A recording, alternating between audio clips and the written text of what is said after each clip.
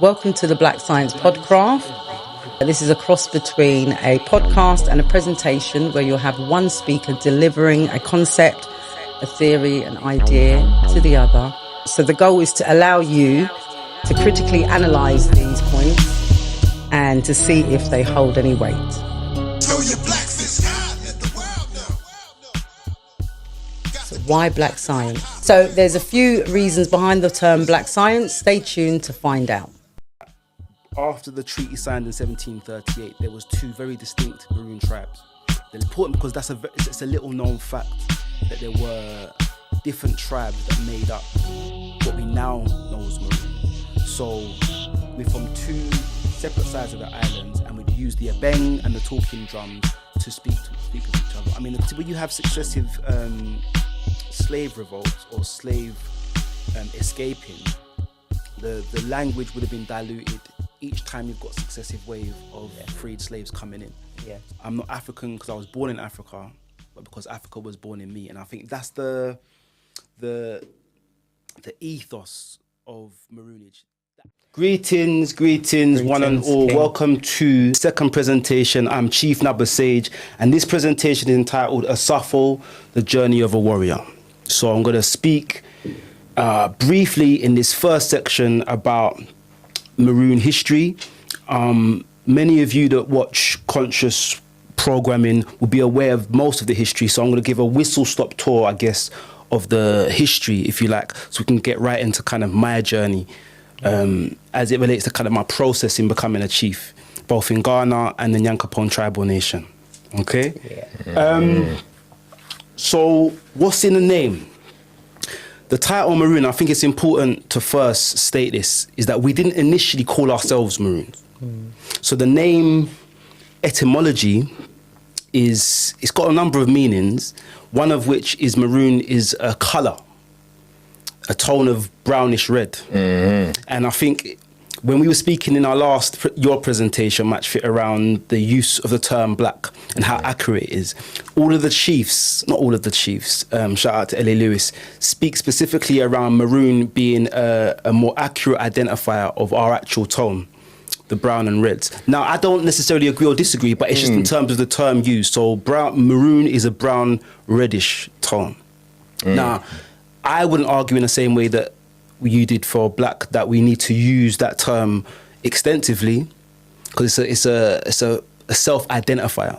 So it's not a term that I'm kind of placing as we should all use it. It's just in terms of the etymology, there is a colour code to it. That maroon is actually a colour, as well as kind of the history of maroonage. So another term for the maroon, another definition of the term maroon is a runaway or fugitive.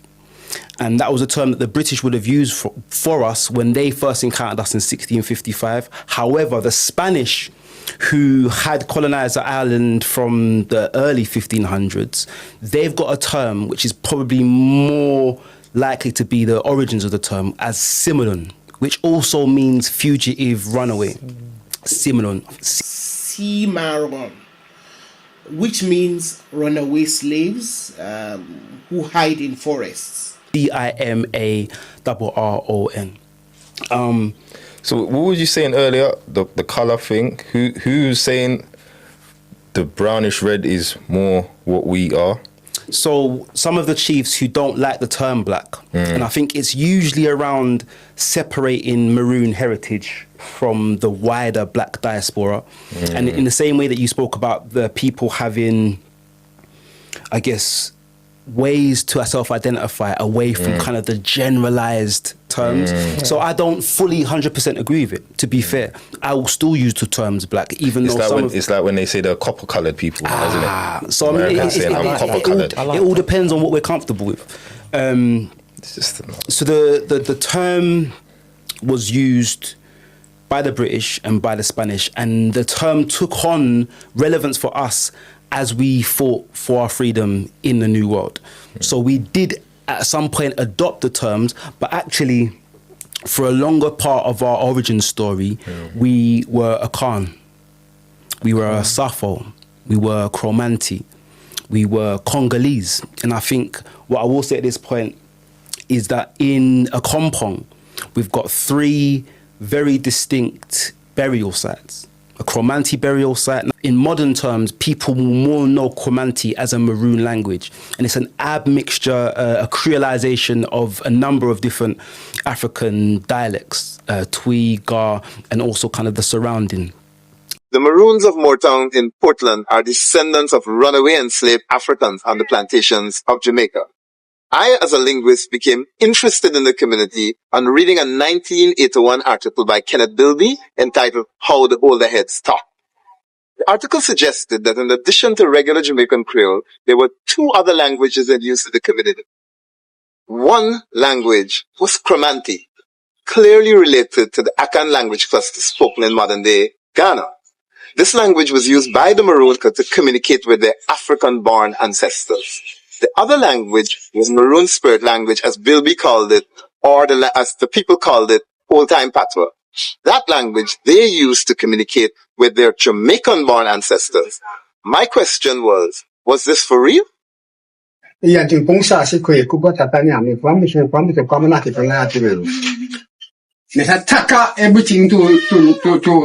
Ugoni. Yeah, you know, Sataka, everything. Chamu ye too.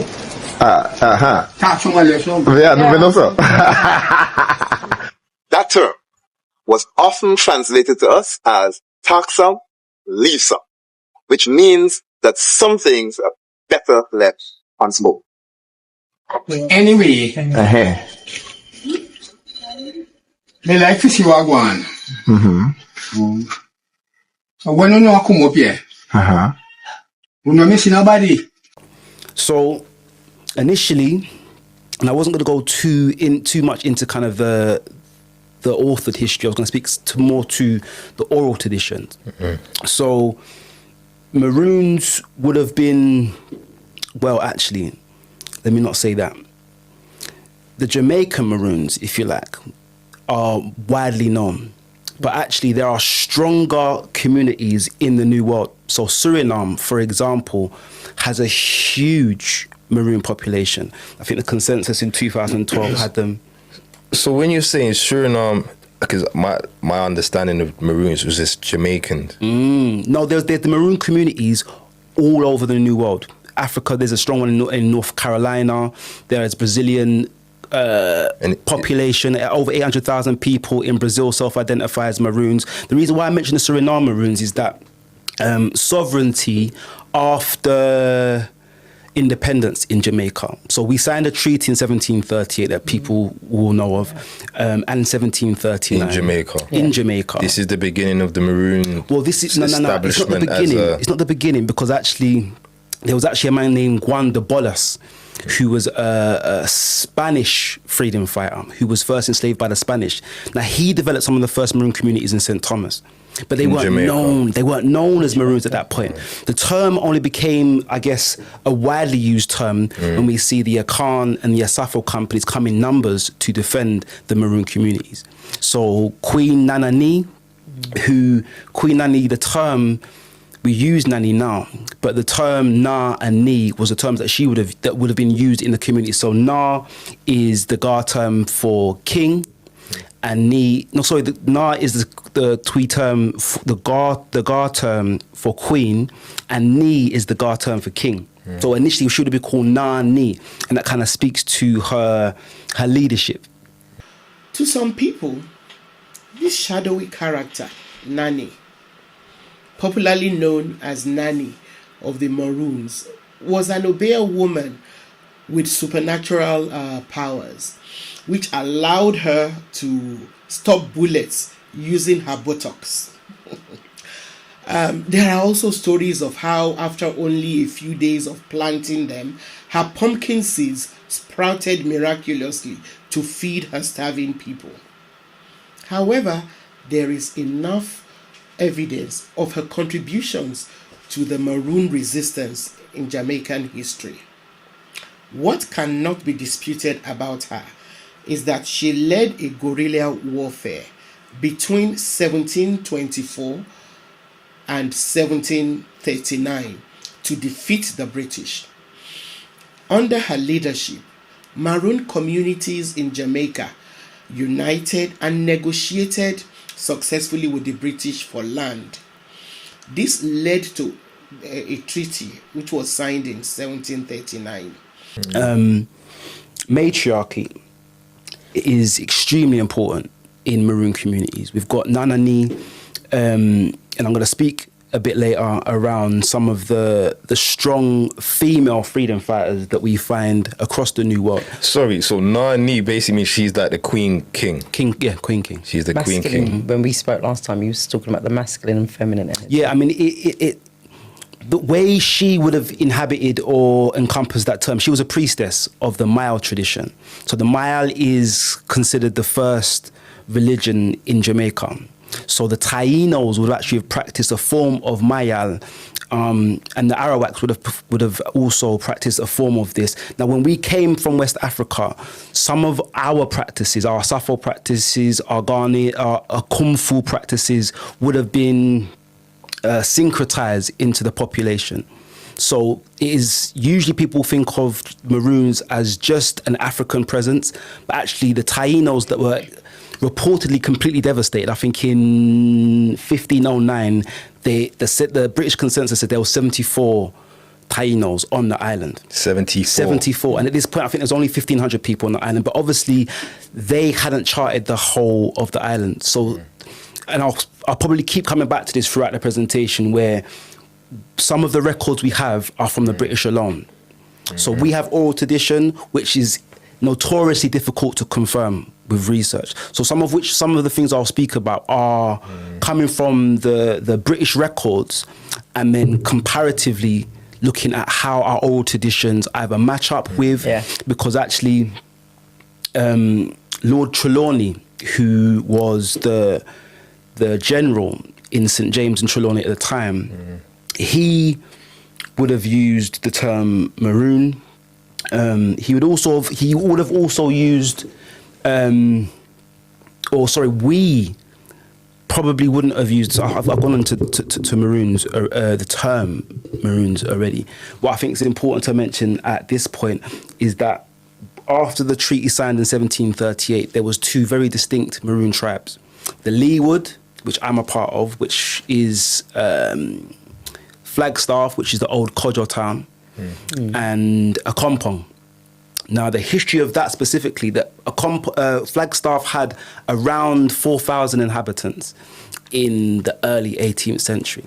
When the second Maroon Wars started around 1760, around the flogging of a Maroon by some slaves, we set the old town on fire. The slaves? Yeah, so we was on a plantation raid, and we was caught by slaves. And the slaves flogged us. The Maroons were good at handling weapons, and they were brave in their endeavors.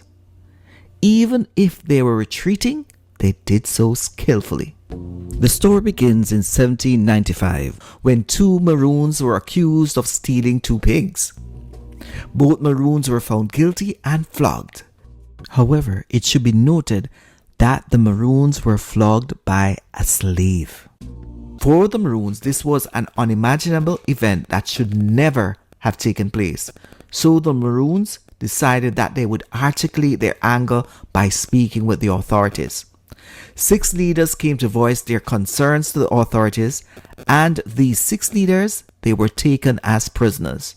And if you all know a little about the Maroons, this did not go well. The person who ordered that the men be arrested seemed to have had no idea about the first Maroon War and how the war ended. That was the trigger point of the second Maroon Wars.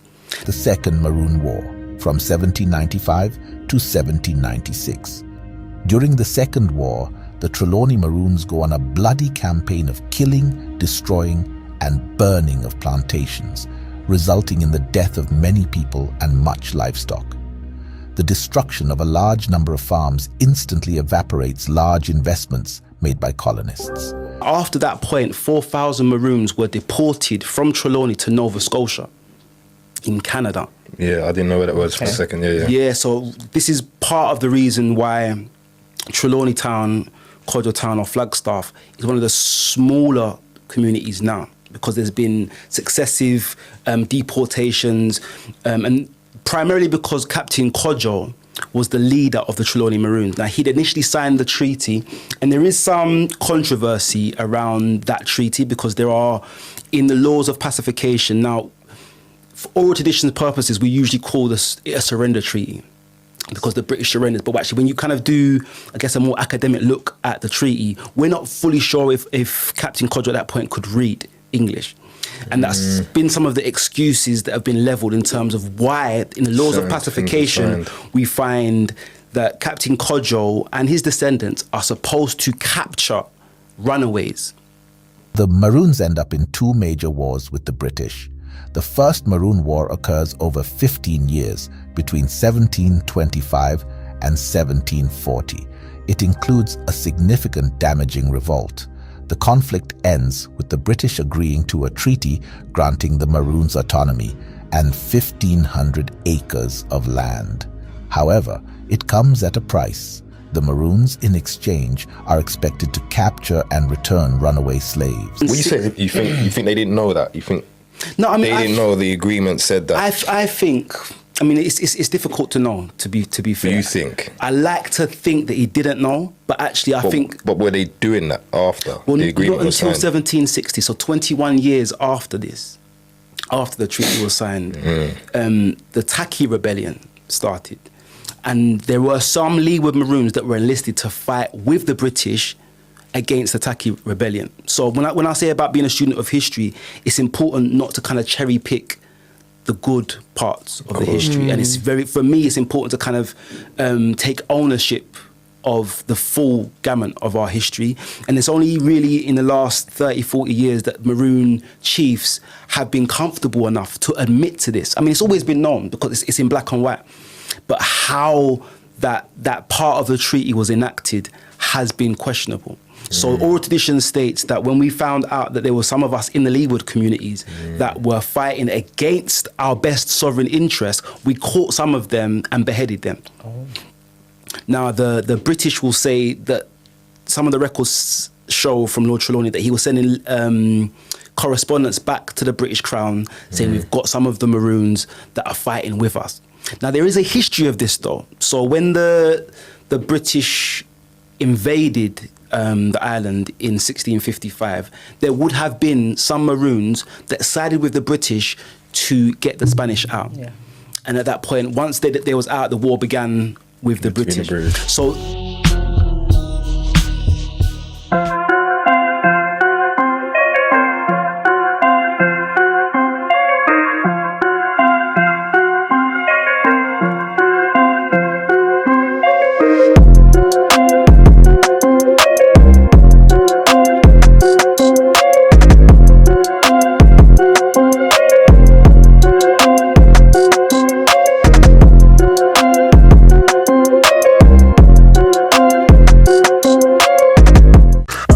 Citizen Boot Camp is a program we've created for 8 kids, secondary school kids preferably.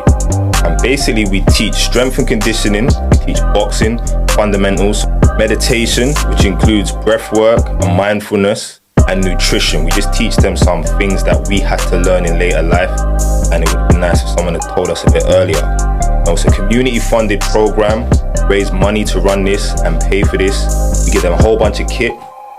They all get some gloves, they all get wraps, they all get a medicine ball, exercise mat, skipping rope, and they all get a resistance band. They even get some more stuff from sponsors that have supported this boot. And it's all done in Brixton Street Gym, the original sponsor. Yeah, if anybody's interested, please get in contact, pypbootcamp@gmail.com if you want to try and get involved in the next one, because we're going to keep running this, try and keep it a consistent program.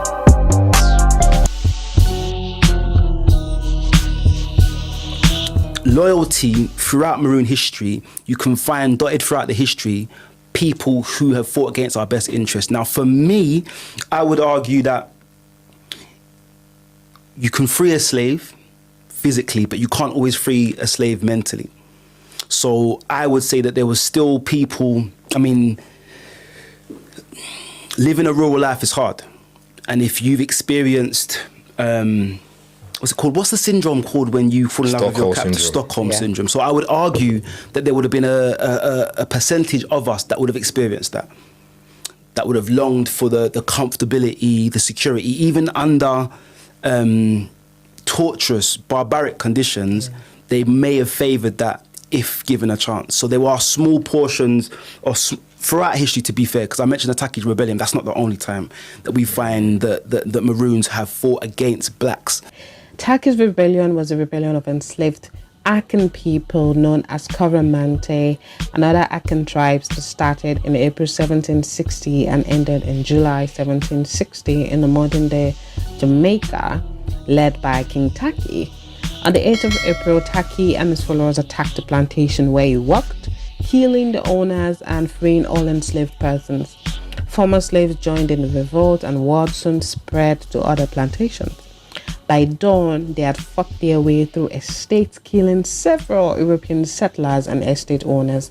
Upon hearing the news, the Lieutenant Governor of Jamaica commanded the Maroons to fight Taki and his men and kill any Opia leader. This revolt could not be quelled for many months, but sadly the rebels were tracked down and killed by some Maroons. Taki was reportedly shot dead and his head was cut and displayed in the center of town to indicate that the rebellion had stopped and freed slaves were in fact in danger. Many enslaved people committed suicide to avoid being recaptured and sold off to different masters. Finally, the British reinforced order and conducted a mass unmarked burial for all enslaved people killed during the revolt.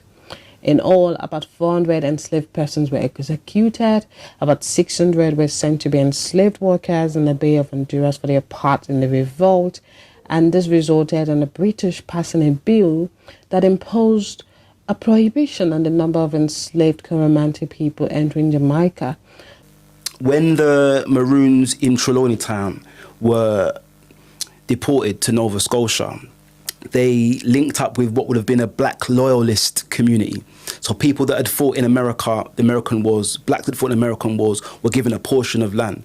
You mean Confederate Wars? What was Confederate Wars? Yeah, so then, and this would have been in the early 1800s. Right. Now. So remember, originally I was asking, how did we get these Maroon communities everywhere? So, well, this is the thing. So there was the Jamaican, then there was the Nova Scotian, and these were the only two Maroon communities in the world. No, there are Maroon communities in North America. But I mentioned North Carolina. At that time, though. So where did all these communities come from? Any time you find in the mid 18th century, right up to the beginning of the 19th, what you find is successive slave rebellions, and then once those slaves find communities, they're called Maroon communities. From very early, when they were introduced into the New World, enslaved Africans started escaping from their Spanish captors. Some either joined indigenous people, while others or set up communities of their own in the woods or forests. Some chose mountainous areas to set up their settlements. Now, the communities which they formed were called Maroon because they were kind of secluded, from outsiders. The communities which the escaped people formed were so well established that even Francis Drake enlisted several Maroons during his raids on the Spanish, when the British and the Spanish were struggling over territories in the New World. So Maroons were known for their bravery. Most of them were warriors. Now, the communities that the Maroons created had to contend with great difficulties just to survive. And the white colonists did not make life any easier for them. And they often tried to starve them into extinction by cutting off their food supplies where possible. Against all odds, a number of these Maroon communities survived through farming, crops, and hunting. Some even managed to grow their population by assimilating more black people who escaped from plantations. They were very protective of their autonomy and would even go and raid plantations and harass planters, thereby instilling great fear in the planters, who dreaded a massive revolt of the enslaved people. There were Maroon communities in places like Haiti, whose leaders spearheaded the 6-year rebellion against the white plantation owners that preceded the Haitian Revolution.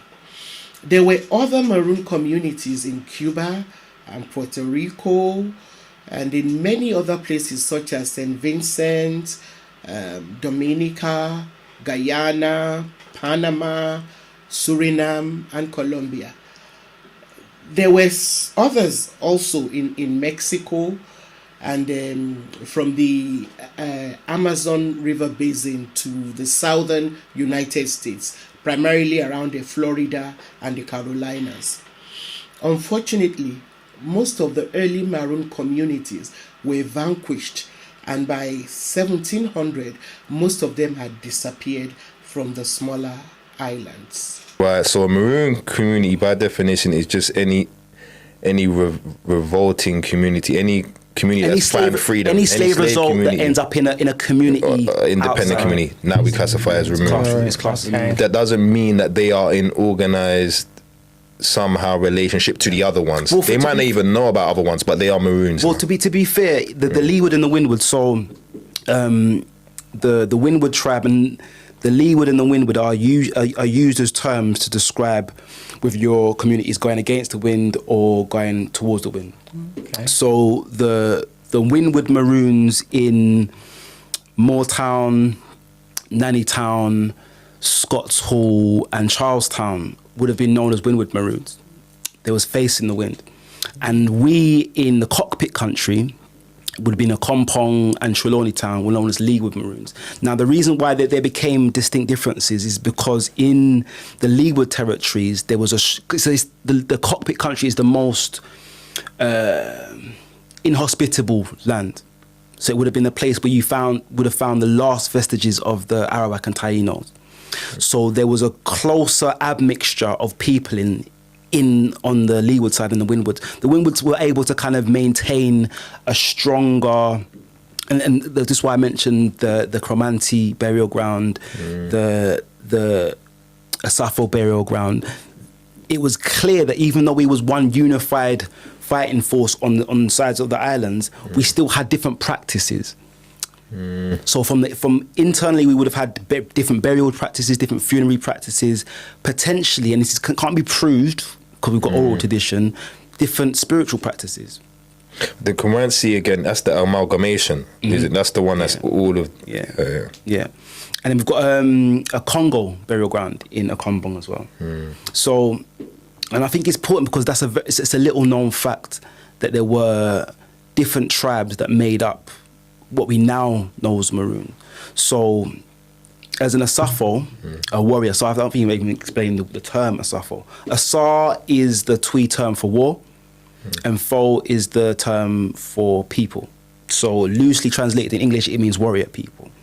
And the education system that was instituted for communities, for survival purposes initially, was as a warrior and a priest. These were the two approaches we use to fight colonialism and embed a spirit of resistance and rebellion in our children. So these are so that term has always been part of the Maroon. Well, yeah, I mean, if you look at Moortown, that we've got a building called the ASAFO Yard. It's spelled like this. So ASAFO is spelled ASAFO, and ASAFO Yard is spelled ASAFU. ASAFU. So it's the same term. You'll find the Sankofa bird, you'll find a number of Andinka symbols painted outside that building. And it was the area that we used to plan our military strategies or try to unify, because what you said is right. We're from two separate sides of the islands, and we'd use the abeng and the talking drums to speak with each other. I mean, the Cromanti language has been lost now. My great-grand spoke it. But I think that generation, we've not done a good job in our generation of maintaining the language, to be fair. And I think maybe moving forward in terms of our education, I think it's something that needs to be brought back in terms of at least as a piece of academic research, to have it charted, because we've got in most Maroon communities, you've got people maybe over the age of 70 that still understand and speak it briefly, but under that no one speaks it. So it's a dying language, if you like. And that's a mixture of all the different tongues. All Western Central tongues. But it was primarily Congolese, Ghanaian, Nigerian, and Benin. Yeah. Okay. And this was spoke up until when would you say that? Because I've never heard of it. Outside of you telling me about it, I had never heard of it. It would have been used in Maroon communities quite... So this was the language of Maroon communities in Jamaica? Yeah.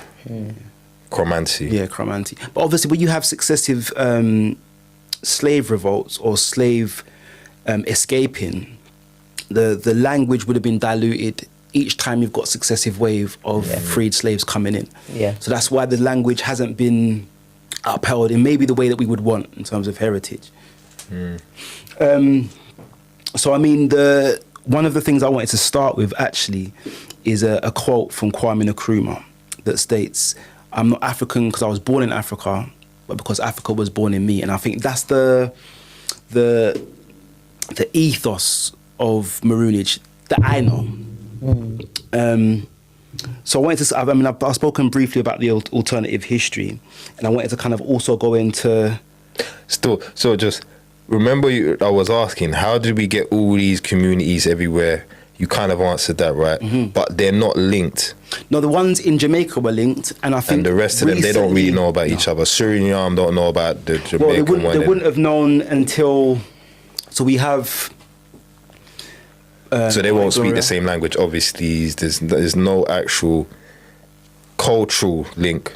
It's just I mean, this is why I mentioned the Suriname Maroons, because they had the Dutch that was colonizing them, and once they'd kicked the Dutch out, they'd maintained they all still have Twi names up until now. There was a expo in Ghana on Friday, just gone. And there was a delegation of 15 Suriname Maroons came to Ghana for cultural exchange for their independence. And what's clear is that they've kept the Anansi stories. So I grew up on Anansi stories, Anansi the Spider. I love Anansi. And obviously over time, I mean, I tell my daughter Anansi stories. Sometimes I make them up. Yeah. Like to meet her needs at whatever time. But what we find in the Anansi stories now in Suriname, they haven't changed too much from the Ghanaian ones, whereas the Jamaican ones have changed, where we've kind of had a lot more admixture of people groups, which means the stories that we tell each other change over the centuries. But you're right, the Chromanti isn't spoken, and there isn't a kind of a unified language for all Maroons. I mean, similarly, that different Maroon communities have different ID cards. And this is something that I would want to push for in terms of we shouldn't have different ID cards as Maroons. Maroons in Jamaica should have the same ID sovereign cards as Maroons in the rest of the Caribbean and across the diaspora, in my opinion. But obviously each community runs autonomously. I mean, Akompong and Flagstaff, the former Kodjo town, have worked quite well in collaboration, because when Maroons was deported, the ones that weren't deported made their way to Akompong. So there are close ties in that sense. But apart from that, for a long period of time, there wouldn't have been huge amounts of contact unless there's a war effort. So the practices that you were saying that are done in Jamaica and Africa, is it the same as what's been gone like over into Brazil, the other place? I mean, Brazil's interesting because, again, the Maroons in Brazil don't all have just West African backgrounds. They come from all parts of West Africa as opposed to just Ghana. Whereas what you'll find in the Americas, like North America and the Caribbean, there's a strong presence of Ghanaians. Okay. People from, Akan Empire, which would have been Benin, Nigeria, Ghana, and bits of Mali at that time. So you've got closer cultural links in the Caribbean than you do with kind of the I thought there was more like Nigerian. I thought it was a lot of Nigerian type. So you're saying it was more Ghanaian? Yeah, the I guess the culture some of the cultural practices you'll find more prevalent in Ghana. And you know, you're right, there are a lot of Nigeria, don't get me wrong. I mean, if majority of people in Jamaica do the DNA, it'll be Nigerian Ghana that we're going to find. But generally, because of the culture that came across, and that might not be because of numbers. That might just be because just most Nanani, the governance systems in most Maroon communities was ASAFO, was Ghanaian. So that wherever you came from in Africa, and if you got to a Maroon community in Jamaica, you'd been under an Akan, ASAFO governance. It's like Jamaicans in general, innit? It's small population but big influence. Right. So check out the Ndinkra Symbols Connect the Dots Drawing Book series. We have 4 books in the series, all with 33 Ndinkra symbols turned into Connect the Dots puzzles. You have the name of the symbol, the phonetic spelling of the symbol, the meaning of the symbol, and the proverb attached to the symbol, because they usually have one. You can catch them all on Amazon. Enjoy. Fun for the kids. That's why I ain't down, I'm anti. My heart beat, my bloodlines are shanty. I come punk, straight mama nanny. Charlie, how could never put my brother in chains? I ain't come to play no man games. Modern day Maroon, and that is plain. Anything test, no tree here gets slain. Uncle Future's here right now and I'm staying. I know overseer ain't changing my name. Now everything new they find, they claim it's shocking, it's a mystery. They're only digging up my hidden black history. Not all of us took transatlantic trips. We were sailing way before the sounds of the whip. The first men, the first sailors. That's why I like to promote the use when we discuss Maroons, not just to kind of speak about Ghana, because it's not just Ghana that we come from. My mum done African DNA testing many years ago now, and at least 47% of our DNA, my matrilineal DNA, goes back to Mali. And at that time, though, Burkina Faso, that part of Burkina Faso would have been part of the Volta region in Ghana. So as we've changed, as borders have changed, Burkina Faso is a small country between Mali and Ghana. But at times of the Akan Empire, there would have been one empire with varying different tribes. And I think what we find when we see the ASAFO or the Ghanaian kingship and governance rituals and ceremonies, that's what led Maroon communities in Jamaica. And it's not the same in... there are a few... where's the other one? There are strong Maroon communities in Caribbean. The reason why I mentioned the Sarameka and the Okanasi is because the president, the vice president of Suriname is a Maroon. So what we find in nowhere else in the world do we have Maroons acting in a political way. So that's why I think it's important to mention them, because for me, in terms of modern day rebellion and resistance, they have not only kept the culture and the spiritual systems, but they work from a place of resistance and rebellion as it relates to how they engage with the rest of the world, which I think is important. And that they might be quite well known among Maroon communities, but I don't think that Suriname Maroons are well known enough. The Sarameka, Okanasi, the Juka. I never heard. There are many tribes in Suriname that self-identify as Maroons, and they are a mainstay in the mainstream culture of Suriname in a way that Maroon culture, I mean, obviously Queen Nanny is a national hero. I think the only female national hero in Jamaica. So I heard that the other day. And out of all the ones that you've mentioned, when you say Suriname, I can't even know if I'm saying it right, but that's the one that I feel drawn to more, to find out and to learn more about for some reason. No, I mean, to be fair, when I found out that the Suriname were taking a delegation to Ghana, like if I had the resources, I would have made my way over there. Because I'm going to go into the modern day Maroons. And I think it's important to mention matriarchy. So I'm going to read this briefly. I'll show the screen. Viewers will be able to see this on the screen. Right. Matriarchy and the family lineage and the divine feminine. So,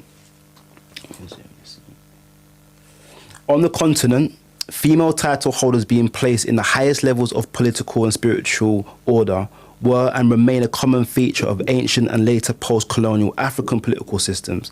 In a Khan culture, the power with the divine sits with the mother.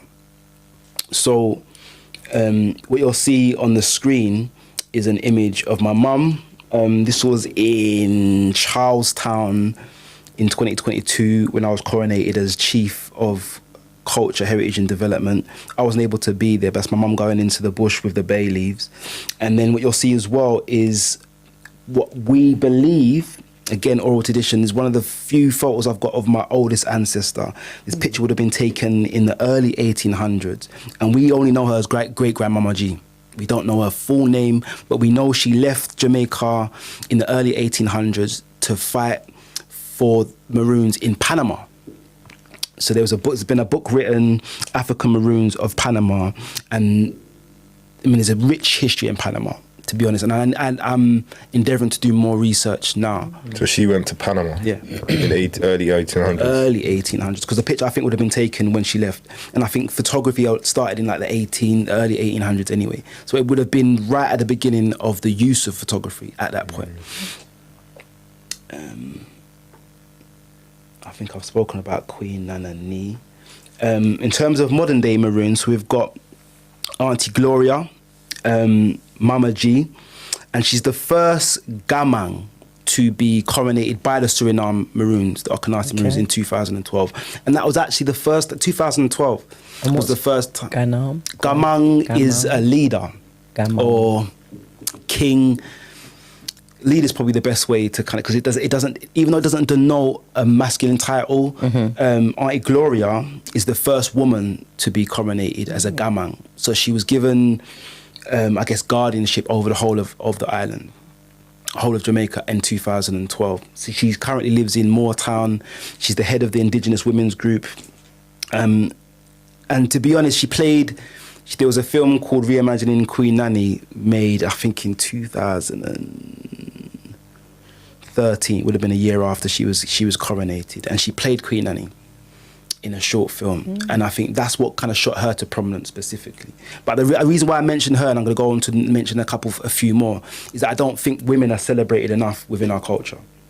And I think in terms of leadership as well, I don't think women are celebrated and promoted enough. So we've got Auntie Gloria, Mama G, and we've got also Kim Marcia Douglas. She actually passed last month, but she was the first female acting colonel for at least 100 years. So even though I speak about matriarchy being important, and there have been some really prominent Maroon women over the years, very few have wanted to take up political leadership. She was a colonel. Colonel Kim Douglas. I actually want to read this actually because she passed. Woman be a colonel? Yeah, she passed. In what? In what? The Jamaican army? No, colonel of the community. What's colonel? So like it's the first time military title. This is what I don't understand. So usually we use the word chief, right? And because of her, it's not a militaristic fight, but she. Very powerful personality, very militant character. So even though I think Colonel Pink in Scott's Hall was also a colonel, because of his personality, his character. I don't understand. A colonel in what's the as opposed to being a chief? It's a title. So she was given chieftaincy. So she was a chief of Charlestown, right? Like the recognised coronated chief, but her title was colonel. So she chose that. So it's just a name. Yeah, I mean, it's not like a. She didn't sit at the head of. It's not like a rank. Do you know what I mean? Because that's what I'm thinking when you say colonel. I'm thinking of a rank. She didn't sit at the head of a military group. Right. Yeah. In that sense. This is what I'm saying. But Charlestown and Moortown are very close, and Moortown historically was the place where we'd used ASAFO Yard sits in Moortown. So it's a place in which most of our military tactics were led from. So she's actually a descendant of a military part of the community. And in that community, using that type of term makes a lot of sense. Okay. Right. So I need to read this because she passed, and I need to read this. As a leader and spokesperson for one of the several Maroon communities in Jamaica, Acting Colonel Douglas stood as the first woman to occupy any such position of authority among Maroons in present day.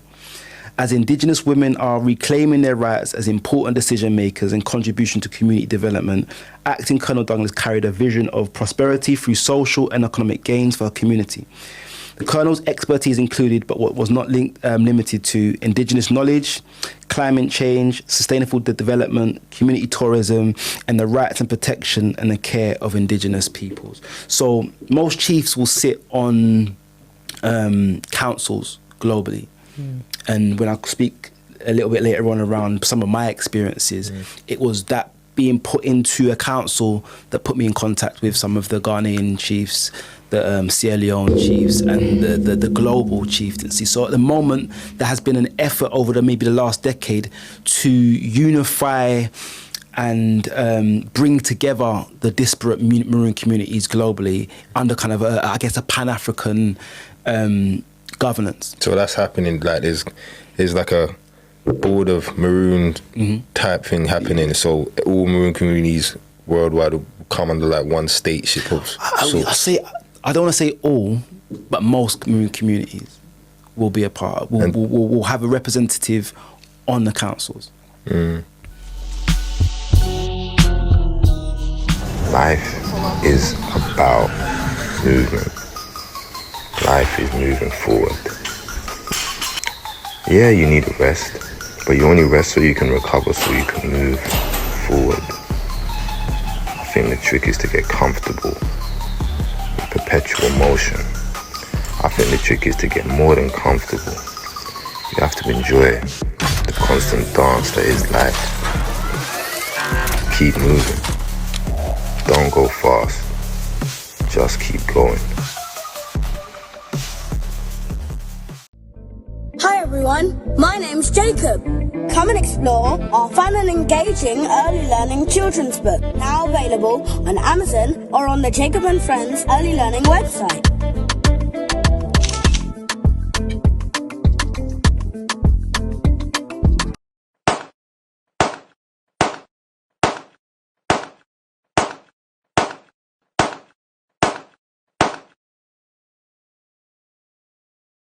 I want to speak about two specific Maroon chiefs now. So we've got Chief Richard Curry, who is the head of Akompong at the moment. And he was the youngest chief at 43 about 4 or 5 years ago. Yeah, he was the youngest coronated chief. And he sits at the head of around 1,500 acres. So in 1738, the Crown gave or surrendered 1,500 acres of the most inhospitable land in Jamaica called the Cockpit Country, and Chief Richard Curry sits at the head of that. Is that the land at the moment that's being fought for? There's been a huge amount. Yeah. So we had the lumber issues in Quickstep in Trelawney, and we've had consistent zoning issues around the sovereignty. I mean, Andrew Holness has said that there's no sovereign land, there's no sovereign peoples in Jamaica. And I said earlier that... Who's that? So this is Maroon land by that agreement that was had before. And this, who you just mentioned Andrew now, Holness, is saying it's... the prime... that's the Prime Minister. Yeah, to be fair. So the Jamaican Prime Minister is saying that that land isn't the Maroon land. There's no sovereign land. But there's an agreement that says there is Maroon land. There's no sovereign land, but it's UNESCO have attributed that land as preserved land. So what we had earlier in this year when... So what about the agreement? Was there an agreement that established that as Maroon land? Yeah, that's what I heard. In 1738, in that agreement, 1,500 acres that's yours. Maroons. Now what happened in Jamaica in 1962 is when we got independence, that sovereignty became shaky because it was the Crown that gave Maroons that land. And as soon as Jamaica got independence, there's no longer... That agreement doesn't mean anything because you... So at the moment, Jamaica Maroons are... primarily Richard Curry, because he's doing some really good work in terms of trying to kind of raise the profile of some of the issues, because every year they'll kind of encroach on the land slightly. And that's kind of the reason why. That's sticky. What do you think is going to happen with that? So basically, independence has happened. So the agreement that was had before isn't with the Jamaican government. I would say. So the Jamaican government doesn't have to uphold it. Is that basically the case? I mean, obviously Jamaica is still has the Privy Council. We've had Vibe Cartel get released the other day because of the Privy Council. So Jamaica still pays tribute to the British Crown. But the reason why I mention it is that because I would argue that in 1962, when Jamaica gained independence, Maroon leaders at that point should have done more to make the case for what happens to our lands. And I don't think enough was done. No one did anything. I mean, enough wasn't done publicly to secure that sovereignty in legal senses. Because we don't have a standing army. We don't have a standing army. We can't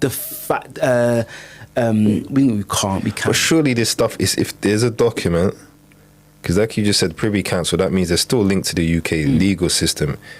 The document exists. So is it in court? What's happening?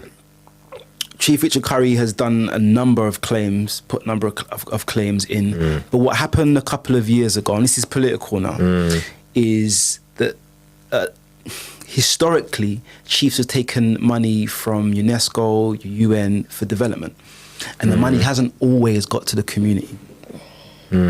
So what we've found is that there have been poor leadership at points where monies hasn't been spent properly. I mean, my Chief Grizzle in Trelawney was deposed in February this year for mismanagement of funds.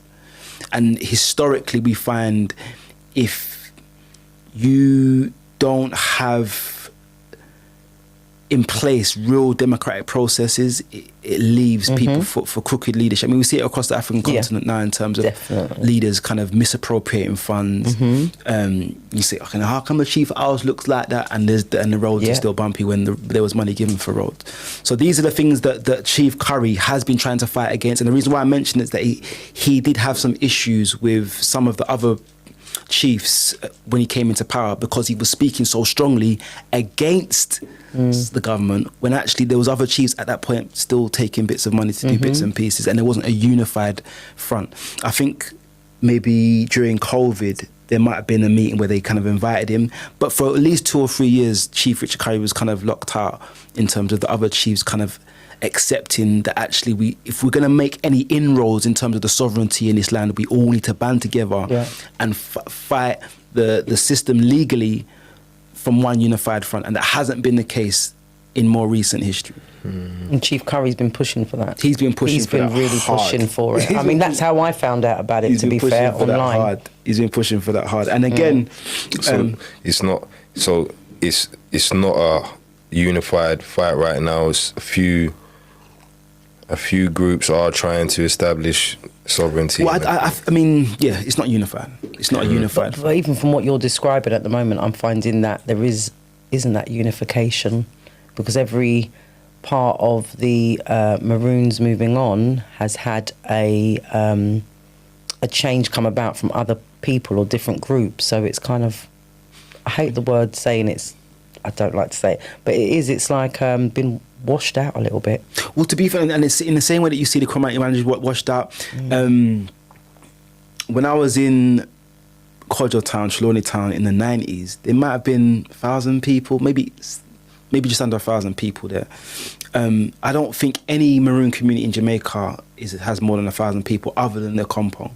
Okay. I mean, Moortown, again, in the 90s had about 1,500 people, 2,000 people. There's probably 300 people in Moortown now. I want to go to Alex Mayal, the Mayal priest, Alex Moore Minute, who's the Mayal priest, inherited one of the oldest. I mentioned earlier that he's inherited the oldest temple system in Jamaica. So Nani was the high priestess of the Mayal order, and Alex has inherited that temple, that 300-year-old temple complex. And the reason why I mention him is that there's still an Obia Act in Jamaica. So the Obia Act, and in the Obia Act, it mentions Maya. It doesn't mention Kumina, which kind of actually served as the origins of Rastafari. So Kumina comes from Congo. So what's Kumina? Kumina is a spiritual practice that primarily uses drums and dance, and it comes from the Congo. So when you say spiritual practice, it's just a particular ritual, a particular thinking, or it's an entire belief system? Kumina, academically they call it revivalism because it does still incorporate some aspects of Judaism.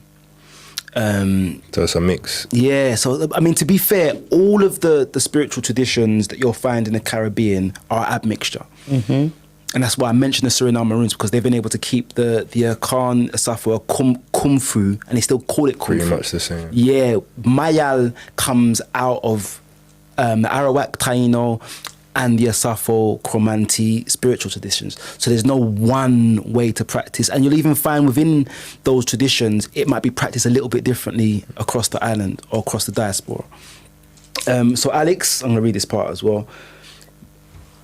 Mayal priest and former Kompong Minister of Foreign Affairs and Diplomacy, was initiated into and inherited one of the oldest spiritual orders in Jamaica, Mayalism, often considered a variation of Obia, and is distinctly Afro-Jamaican spiritual system, said to have been practiced by Queen Nanny, and its practice focused on the connection between nature, spirit and humans. Now, I think what also might be important here to mention around the Obia Act is that we used the water bodies on the island. Remember, what is the Obia Act? You mentioned it a few times, but you haven't explained what it is. So the Obia Act of, it would have been 1830 something.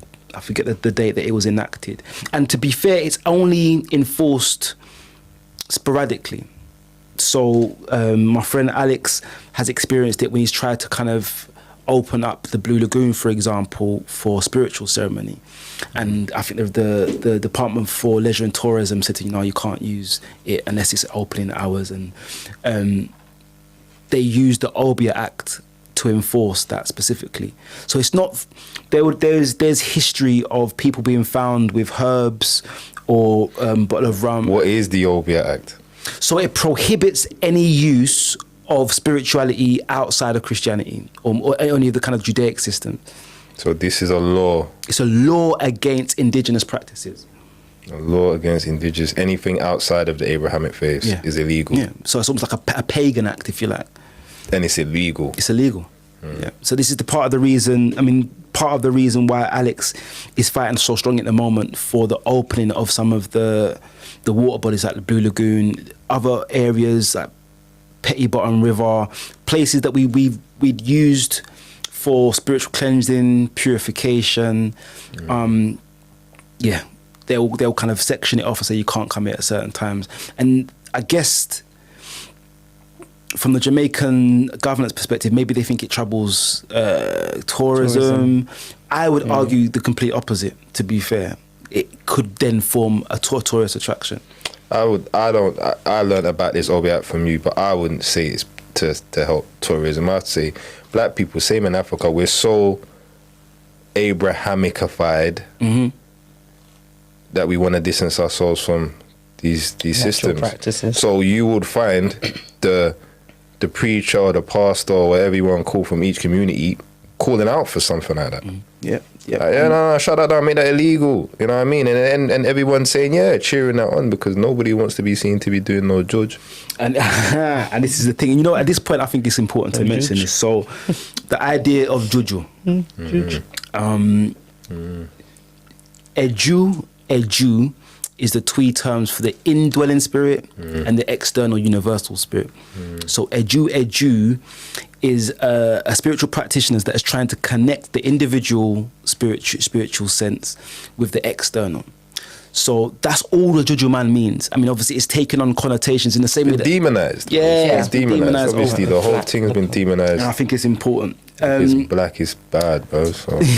Lastly, around modern day Maroons, I think what's happening in the Sahel at the moment with Burkina Faso, Niger and Mali linking up and making attempts to kind of kick the French out, I would say is the biggest, for me, on the continent at the moment, the biggest example of what I would call a modern day Maroon practices in terms of trying to. I mean, I hear what you say, but they're not. They don't self-identify as Maroons. No, I mean, they're not slaves. I just think that's revolution. That's just revolutionist. I know what you're saying about Maroons, but I would say Maroon community, from the definition that you gave me before, is people that were enslaved and freed themselves and then created a community. It's a fight against colonialism. Outside of the way I understood it, how you said it, it's like a community that have freed themselves. And created a community of freed people who freed ourselves. Maroons are a distinct identity in terms of enslaved peoples that have freed themselves in it and then created a community of us. And the reason why I mention the Sahel state at the moment is because I think, in a political sense, away from Suriname, that is the best example we have of Maroon ideology in politics. So African leaders fighting against colonialism is, for me, an aspect of modern day Maroonage. You said of the culture, of the way of thinking about things. Yeah, the culture of resistance and rebellion. So basically, the way you're saying it, that the whole of Africa needs to be Maroons, or have aspects of Maroon. Because that's what I would definitely say neo-colonialism the whole is how of it works Africa right needs now. to adopt more Maroon approaches of resistance and rebellion to colonialism. 100%. Because we're under neo-colonialism. Neo-colonialism. 100%. You know what? Neo-colonialism. This is our entire subject we need to cover. Yeah. No, we do it at some point.